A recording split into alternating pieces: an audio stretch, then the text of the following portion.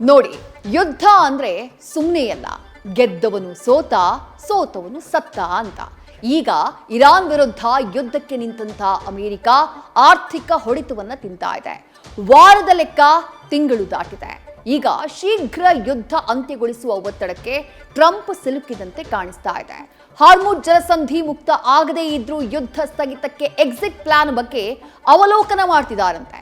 ಅದು ಹೋಗ್ಲಿ, ತನ್ನ ಬುಡದಲ್ಲಿನ ಕ್ಯೂಬಾ ವಿಚಾರಕ್ಕೆ ಕೊಟ್ಟಿದ್ದಂತಹ ವಾರ್ನಿಂಗ್ಗೆ ರಷ್ಯಾ ಕಾಲ್ ಕಸದಂತೆ ತುಳಿದು ಹಾಕಿದೆ.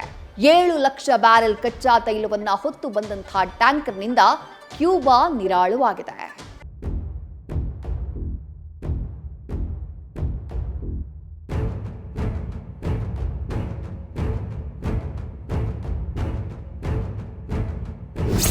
ತೈಲ ಸ್ವರ್ಗನಾಡು, ಕುಬೇರರ ಸೇಫ್ ಹೆವೆನ್, ಅರಬ್ಬತಿಗಳ ಮರುಭೂಮಿಯಲ್ಲಿ ನೆತ್ತರವು ತತ್ತರಿಸಿ ದಾಹ ಇಂಗ್ತಾ ಇಲ್ಲ. ಮಧ್ಯಪ್ರಾಚ್ಯದ ಕಣದಲ್ಲಿನ ಪರಿಸ್ಥಿತಿ ಕ್ಷಣ ಕ್ಷಣಕ್ಕೂ ಜ್ವಾಲಾಮುಖಿಯಾಗಿ ಸ್ಫೋಟಿಸುತ್ತಿದೆ. ಇರಾನ್ನ ಇಂಚಿಂಚು ಜಾಗ ಧೂಳು ಮೆತ್ತಿ ಗಾಳಿ ಸೇರ್ತಿದೆ. ಅಮೆರಿಕ ಎಚ್ಚರಿಕೆಗೆ ಶಾರ್ಕ್ ಮೀನುಗಳ ಶಾರ್ಪ್ ಉತ್ತರ ಸಿಕ್ಕಿದ್ದು ಜಗತ್ತಿನ ಕಣ್ಣು ಪರ್ಷಿಯನ್ ಅಂಗಳದ ಮೇಲಿದೆ. ಕೊಲ್ಲಿ ಕಾಳಗದಿಂದಾಗಿ ಅಮೆರಿಕದ ಆರ್ಥಿಕತೆಗೆ ಹೊಡೆತ, ಟ್ರಂಪ್ಗೆ ಹೊರೆಯಾಯ್ತ ಯುದ್ಧ, ಎಕ್ಸಿಟ್ಗೆ ಹುಡುಕಾಟ.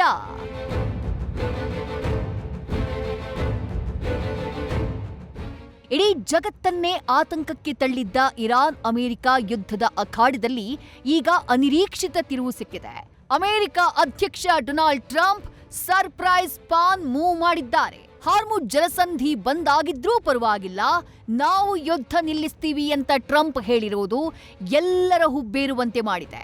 ಇದು ಟ್ರಂಪ್ ಅವರ ಶರಣಾಗತಿಯ ಅಥವಾ ಇರಾನ್ ಎದುರು ಹೂಡಿದ ತಂತ್ರಾನ ಅನ್ನೋದು ಯುದ್ಧ ಭೂಮಿಯಲ್ಲಿ ಅಂದಾಜಿಗೆ ಸಿಗದ ಲೆಕ್ಕ.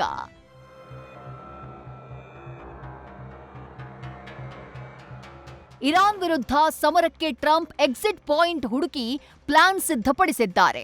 ಜಗತ್ತಿನ 20% ತೈಲ ಸಾಗಾಣೆ ಹಾರ್ಮುಜ್ ಜಲಸಂಧಿ ಇರಾನ್ನ ಕಪಿಮುಷ್ಟಿಯಲ್ಲಿದ್ರೂ ಅಮೆರಿಕ ತನ್ನ ಸೇನೆಯನ್ನ ವಾಪಸ್ ಪಡೆಯೋಕೆ ನಿರ್ಧರಿಸುತ್ತಿದೆ ಎಂಬ ಸುದ್ದಿ ವೈಟ್ ಹೌಸ್ನಿಂದ ಸೋರಿಕೆಯಾಗ್ತಿದೆ.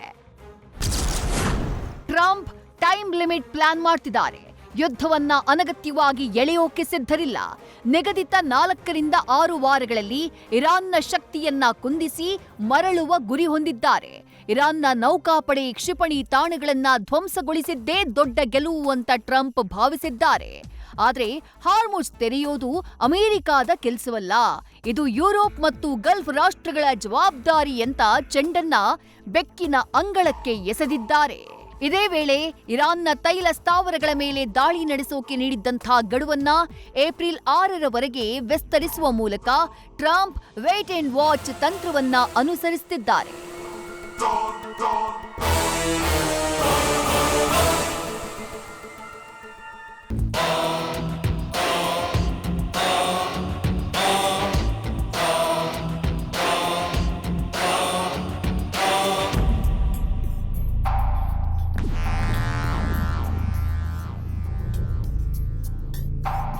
ಅತ್ತ ಶೀತಲ ಸಮರ ಕಾಲದಲ್ಲಿ ರಷ್ಯಾದ ಒಡ್ಡೋಲಗವಾಗಿದ್ದಂತಹ ಸಕ್ಕರೆ ನೆಲ ಕ್ಯೂಬಾ ಅಮೆರಿಕಾನ ಸೆರಗಿನ ಕೆಂಡದಂತೆ ಕಾಡ್ತಾ ಇದೆ.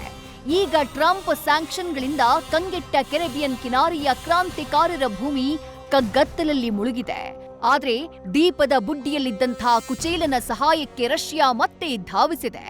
ಅಮೆರಿಕ ಬುಡಕ್ಕೆ ಬಂದು ನಿಂತ ರಷ್ಯಾ ಸ್ನೇಹಿತ ಕ್ಯೂಬಾ ನೆರವಿಗೆ ನಿಂತಿದೆ.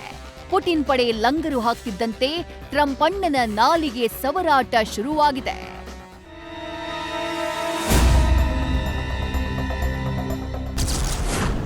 ವೆನೆಜುವೆಲಾ ಅಧ್ಯಕ್ಷನನ್ನ ಅಮೆರಿಕ ಕಿಡ್ನಾಪ್ ಮಾಡಿದ ಬಳಿಕ ಕ್ಯೂಬಾಗೆ ತೈಲ ಬಿಕ್ಕಟ್ಟು ತಲೆದೂರಿತ್ತು.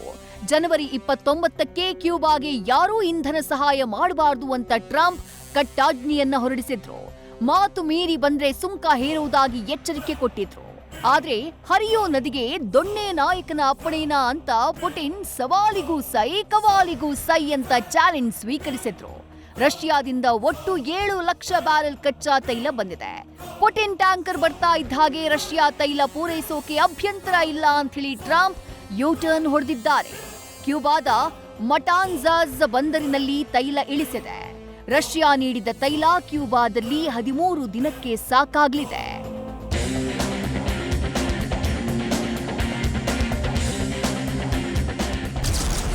ಕಗ್ಗತ್ತಲಿನಲ್ಲಿದ್ದ ಕ್ಯೂಬಾ ತಲುಪಿದ ರಷ್ಯಾ ತೈಲ ಟ್ಯಾಂಕರ್. ಸಡ್ಡು ಹೊಡೆದ ರಷ್ಯಾ, ಸೈಲೆಂಟ್ ಆಗಿದ್ಯಾಕೆ ಅಮೆರಿಕ? ರಷ್ಯಾ ಟ್ಯಾಂಕರ್ಗೆ ಟ್ರಂಪ್ ಸೇನೆ ಮುಟ್ಟಿದ್ರೆ ಮಹಾಯುದ್ಧಕ್ಕೆ ಆಹ್ವಾನ ಕೊಟ್ಟಂತೆ. ಯಾವುದೇ ಸಮಸ್ಯೆ ಮೈ ಮೇಲೆ ಎಳ್ಕೊಳ್ಳದೆ ಸೈಲೆಂಟ್ ಇರೋದೇ ಒಳಿತು ಅನ್ನುವ ತೀರ್ಮಾನಕ್ಕೆ ಬಂದಾಗಿದೆ ಅಮೆರಿಕ. ರಷ್ಯಾ ಟ್ಯಾಂಕರ್ ಸಡ್ಡು ಹೊಡೆದು ಬಂದ್ರೂ ಮೌನವೇ ಭೂಷಣ ಅಂತ ಹೇಳ್ತಾ ಇದೆ. ಒಟ್ಟಾರೆ ಉಕ್ರೇನ್ಗೆ ನೆರಳಿನಂತೆ ನಿಂತ ಅಮೆರಿಕ ಇರಾನ್ನಲ್ಲಿ ಲಾಕ್ ಆಗ್ತಾ ಇದ್ದ ಹಾಗೆ ಕೆರೆಬಿಯನ್ನಲ್ಲಿ ರಷ್ಯಾ ಚೆಕ್ಮೇಟ್ ಇಟ್ಟಿದೆ.